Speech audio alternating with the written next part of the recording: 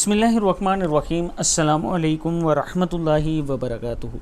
आबिद राजा channel की तरफ से आज मैं अपने दोस्तों को बताऊंगा कि रमज़ान के रोज़े की अहमियत कितनी है और इसके बारे में रसूलुल्लाह सल्लल्लाहु अलैहि वसल्लम ने क्या फरमाया जो रमज़ान का रोज़ा छोड़ता है। उससे पहले मैं अपने तमाम दोस्तों से गुजारिश करूंगा कि अगर आपने अभी तक मेरे चैनल आबिद राजा को सब्सक्राइब नहीं किया तो ज़रूर कर लें ताकि डेली आप तक अच्छी वीडियो पहुँच सकें। तो स्टार्ट करते हैं आज का लेसन। बिस्मिल्लाहिर्रहमानिर्रहीम। रसूलुल्लाह सल्लल्लाहु अलैहि वसल्लम ने फरमाया, जिस शख्स ने बग़ैर उज़र और बीमारी के रमज़ान का एक रोज़ा भी छोड़ दिया तो हुआ सारी उम्र के रोज़े भी रखता रहे, वो इसकी तलाफ़ी नहीं कर सकता।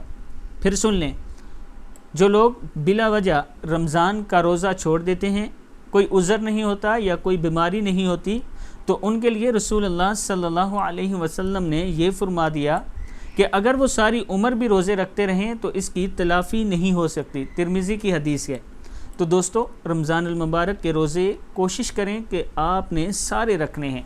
वैसे ही लॉकडाउन की वजह से सब लोग घरों में बैठे हैं, तो ये बहाना भी नहीं है कि बाहर काम पर जा रहे हैं तो गर्मी बहुत ज़्यादा है। दोस्तों, ये अल्लाह ताला ने आपकी ज़िंदगी में ये रमज़ान ये ना हो कि आखिरी लिखा हो और आपकी ज़िंदगी में या मेरी ज़िंदगी में ये आखिरी रमज़ान हो और इससे भी हम महरूम हो जाएं और अल्लाह ताला को इस महीने में भी हम राज़ी ना कर सकें।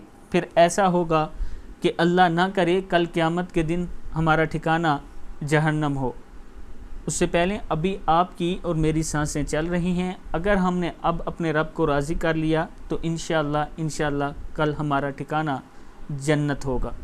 मैं अपने दोस्तों से गुजारिश करूंगा कि किसी सूरत रोज़े को मत छोड़ा करें। इस वीडियो को आपने आगे ज़्यादा से ज़्यादा शेयर करना है। अस्सलामु अलैकुम वरहमतुल्लाहि वबरकातुहू।